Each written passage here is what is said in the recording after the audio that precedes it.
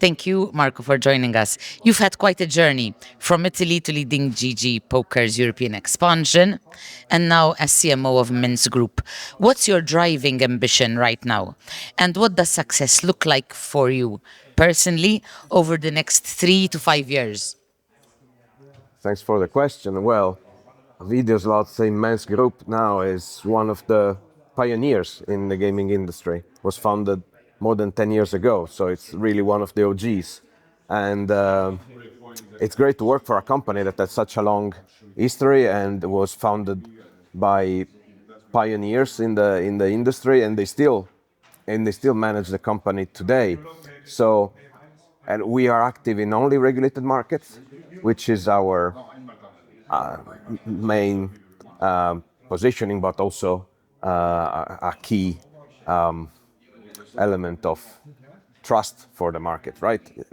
Players can trust our brands because we have such a huge legacy of working in regulated markets that they can absolutely feel safe. And for me, I think the goal is to drive a company with such a long legacy into a new stage. We have several challenges ahead, and we want to show that a company that was based 10 years ago still has an advantage over the new ones, and we can still innovate as much as the other ones, and we can crack markets as tough as UK and Sweden, where many other companies fail. If you can crack UK and Sweden as a gaming operator and as a marketeer, you can basically, crack every other market. They are arguably the toughest and strictest and most competitive. So for me as a marketeer, that's my challenge, working in very, very tough markets and with an operator that is not one of the biggest and is not like just a nimble startup. Yeah. So it's being in this in between, and that's where you have to fight. You need to step up, or you risk to become irrelevant. Yeah. Yeah. The UK remote gaming duty hike starting in April soon. From a marketing and the business perspective, how are you and your peers thinking about this? Do you sense panic, or is it being treated as an obstacle that you can manage? I think it's been treated as an obstacle that we can manage. Are people perhaps thinking that it will go away? No, no, taxes will never go down. That's one thing that's sure. Once a tax is introduced in a market, it will never be reduced. So that's the key concern, that taxes only go up and they will never stop. So that's, I think, the key problem, that you cannot plan for like a contingency. Oh, that's going to be a crisis, and then we'll be, that's going to be the new normal. And so, I think, yes, I think every operator believes that they can, you take it as an opportunity, because they believe other operators will be in worse shape or will have bigger problems. So everybody believes that everyone else is in worse shape. We actually are pretty confident that we are in good shape, because it's a company with a very solid leadership team. We are private owned, so we're not at the mercy of the markets. So we can execute quickly, and we're not like we have our own platform, so we don't have so many tech costs. So I think we're in a pretty good position to actually do what everyone else feel they will be doing, which is gain market share. But of course, you gain market share, but the customer is not as profitable as before. So I think two things: we have to accelerate our innovation, because a lot of projects that maybe we're planning for Q4 or next year needs to be brought forward, so that they can drive additional revenues sooner, especially in UK, and other products, other ideas that we had to to increase our revenues just needs to be done faster, and so we will do that, and I believe that we are we still have quite a good margin of growth to compensate the tax. That will be a hit for sure.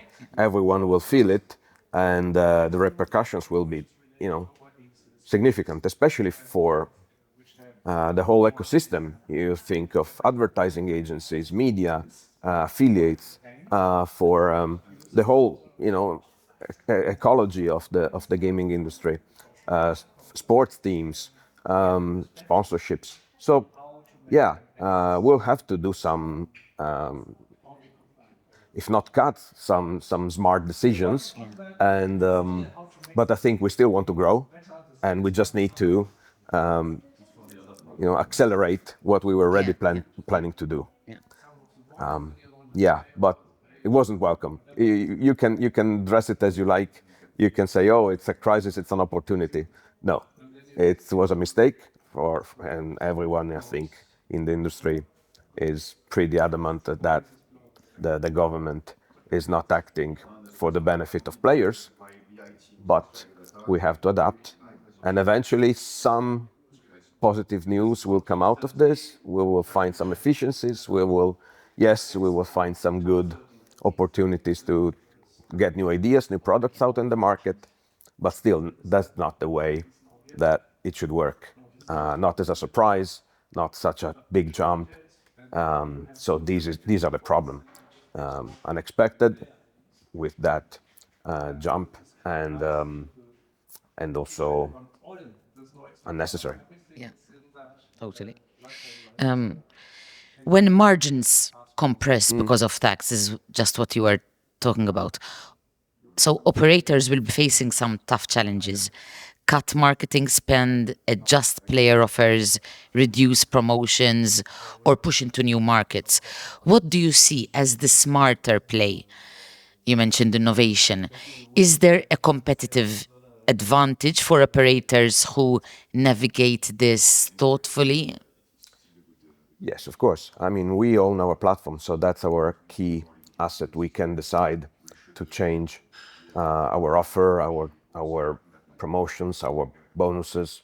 Of course, even if you use a third party, you can, but we can differentiate.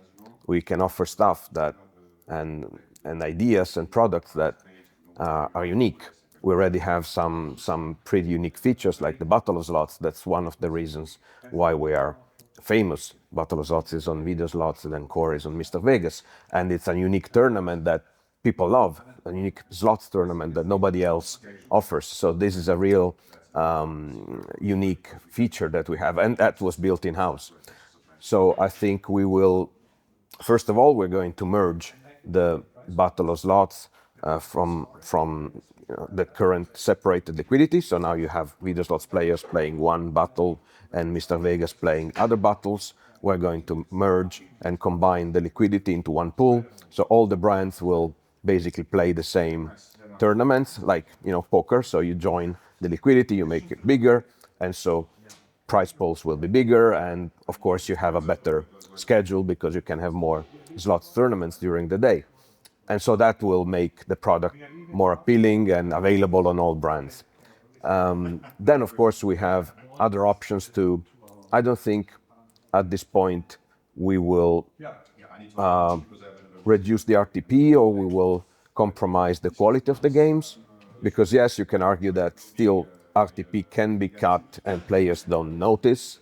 There's a lot of academic research that supports the idea that as long as you cut the math thoughtfully, you can get away with reducing the RTP and making an extra buck.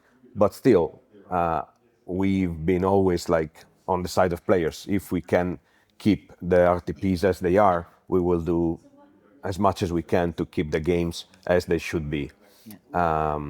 We don't want to pass the cost of the tax to the customer.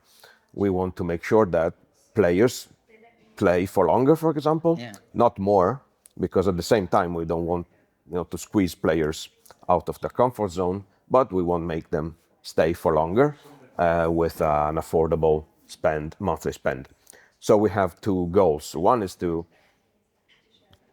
grow the profitability because with a new tax you need to grow the revenues, but at the same time you cannot grow the short-term profit from single players. So the goal is to extend the lifetime of the player, and that's why you need more engagement. You need more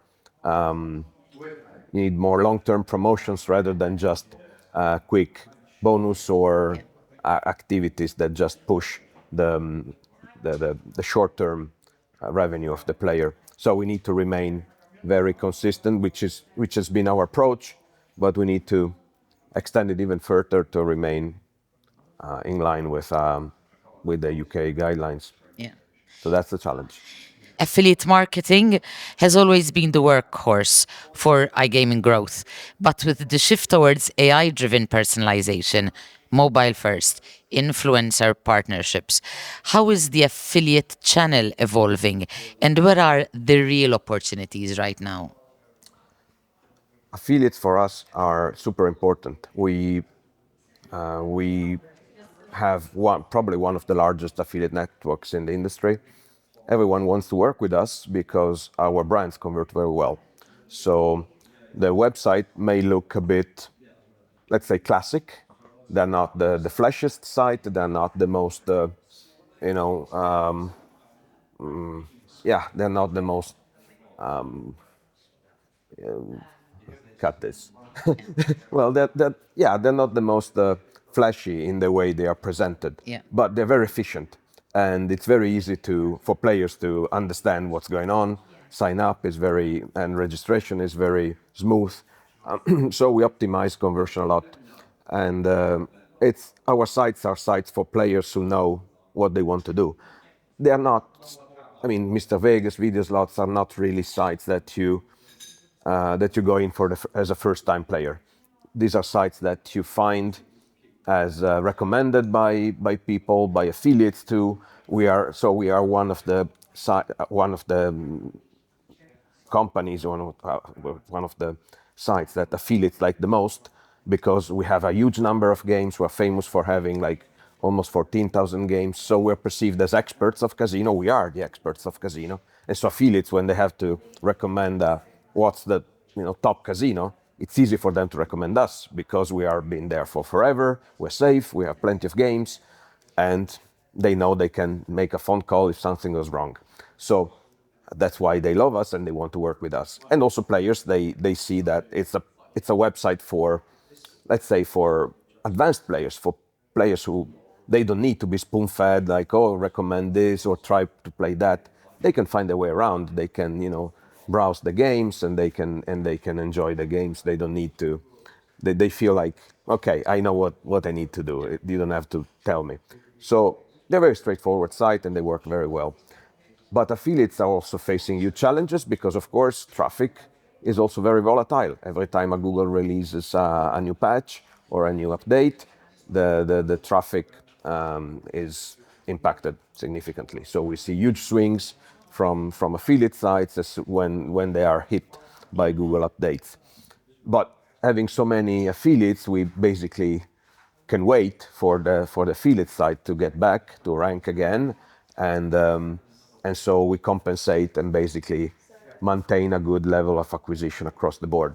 I think we we we love affiliates that choose to work with regulated partners only, because again, it would be unfair, to compare sites that cannot be compared. Yeah. And of course, if they have a policy to show regulated sites only, that's a major plus for us. Yes. And we're happy to pay like a fee to a marketing fee to be listed. We're happy to, you know, support, as long as they keep their sites informative, educational, and correct, and if possible, free from non-regulated sites. Yeah. So that's how we value affiliates, on top, of course, of the quality of the traffic that they Yeah. generate. Yeah. We're seeing operators consolidate, exit markets, or shift strategy. Immense Group rebranded and Yeah. restructured recently. Why is now the right moment for that kind of ambitious corporate move? What's the thinking behind the multi-brand consolidation in this climate? Well, Immense Group was known as Videoslots, and it's a very famous name. Everybody knew Videoslots, so it was a pretty bold call from our CEO to say, "Look, we need to move away from Videoslots because this is just one of our sites. Now we have five. Now we have five brands. So, yes, we were Videoslots Group, and the site was videoslots.com, but still, we are more than just Videoslots, and and it's actually not even the biggest site now for us. So it's Mr. Vegas is bigger. So the decision was made to separate the brands from the corporate and the operator structure, and so Immense is the umbrella that is the operator, and then we have Video Slots, we have Mr. Vegas, we have Mega Riches, we have Kungaslottet, which is a Swedish site, and Dbet, which is the new site that we launched in Sweden dedicated to sports. So again, we are expanding into sports, we're expanding into bingo, and so Video Slots was just too restricted and too narrow for our scope. And so yeah, I think it was a good move. So now it will take some time for people to to adapt and call us by our name, but Yeah. yeah, that's Why do you fine. think it was? Why is it valuable that it happened now? What is the plus there? I think well I think we were just growing, far beyond the video slots that it had to be done at a Yeah. certain point, Yeah. and so it was decided. I mean, we did it like almost a year ago, Yeah. but again, these things take time to fully rebrand, and it was not a restructure. We were already in the same structure. We just added like an identity on top of the brands, and as you mentioned, there are new markets. We left some markets as well. For example, we didn't renew the Italian license. We decided to stay away from it, but we still have some countries where we have a license and we're still not very active. For example, Spain and Ontario. And 2026, these two markets will become more important. We'll release new products, new apps. The product will be localized better, and as soon as we feel that the product is ready and it's competitive, then we will spend more money and acquire more customers. Right now, it's mostly UK, Sweden, and Denmark, but Spain and Ontario are coming next. Yeah. You've worked in Italy, UK, Europe, LATAM. How do you think about the trade off between fighting for share in tough regulated markets like the UK, like Sweden, where margins perhaps are shrinking, against going after emerging regulated markets? Where's the real growth? I mean, the real growth, of course, is in emerging regulated markets because they're emerging. So, comparing like the growth rates is obviously very different.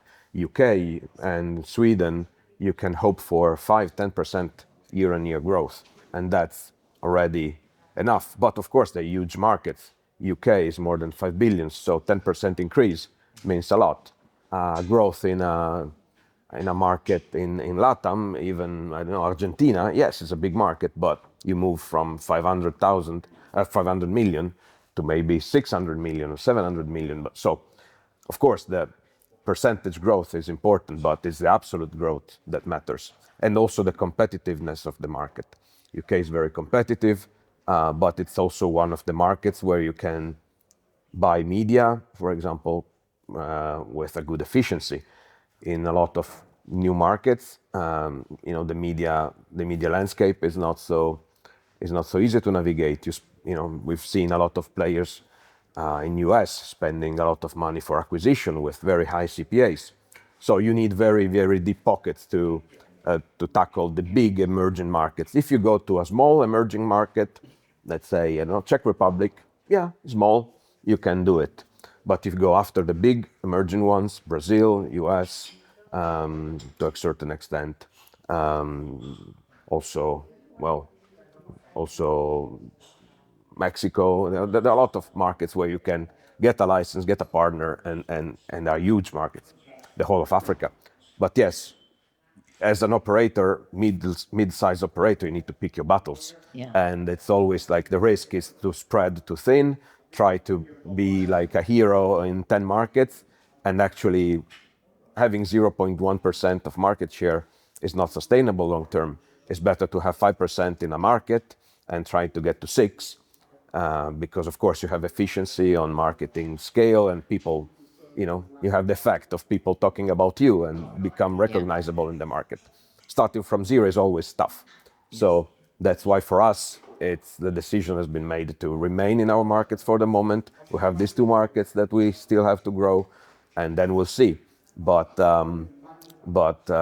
so the risk is, going after the flashy new market that feels emerging and that feels great to tackle. And of course, if you are a big company, you can. But for us, we need to focus our resources Yeah.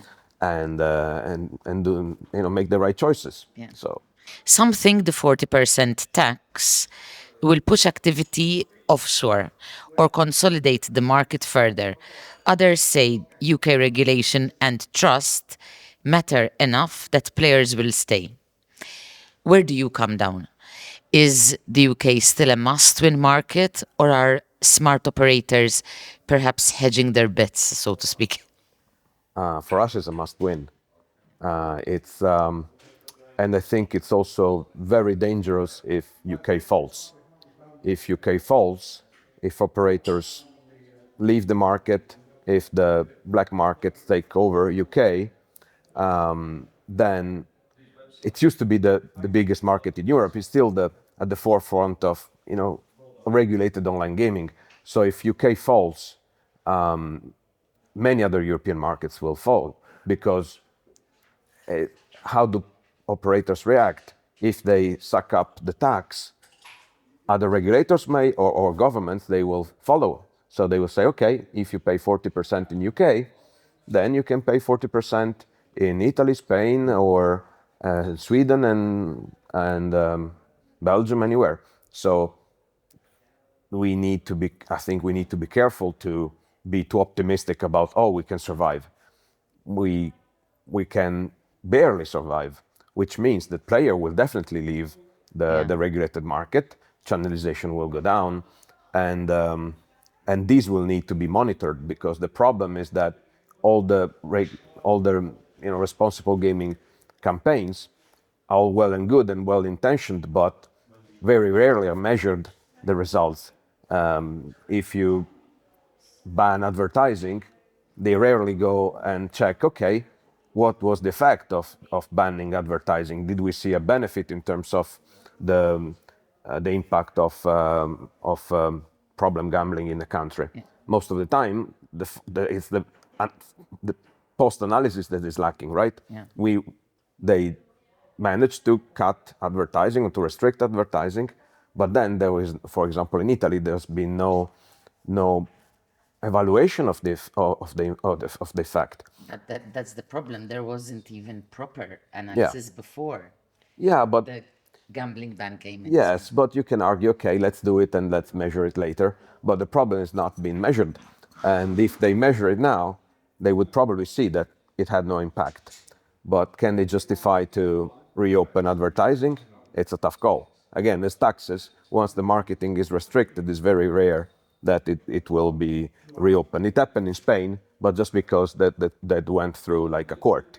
yeah. So operators sometimes can only win battles in court, but in the public debate they rarely win. Yeah. So I think the challenge is to again to see how operators react, and hope that other regulators will not follow. And so it's tough, because if operators lose the battle in UK, it means yes, the move has been successful, but also that the patient is dead. So now it's and now they're already discussing to ban advertising in UK. And so if that happens again, it's going to be a double blow because you cannot basically the only value of a local license is the ability to advertise on media. It's the real value of the local license that you can access local media, and especially that you can get the app on the App Store. I think the actual real regulator is Apple because allows only the regulated operators to have the app on the store. It's the most, I think, the most valuable gateway, the most valuable difference that regulated operators still have against the black market. And but we see that shifting, like Google allowing more and more operators that are more or less regulated. Products like sweepstakes, product like prediction markets become muddled, become in the way. Google already approved the advertising of predictions, if I'm not wrong. So again, the more the black market operators or the gray market operators can have access to the full suite of marketing channels, the the less the regulated operators, yes. Fair advantage. Yes, but it's also a matter of what you can show the players. They will have potentially higher offers. They will offer like less protection in terms of AML or responsible gaming tools. Exactly. And so players will just feel, oh, it's much easier to sign up. Yes, it's much easier to sign up because there are no checks.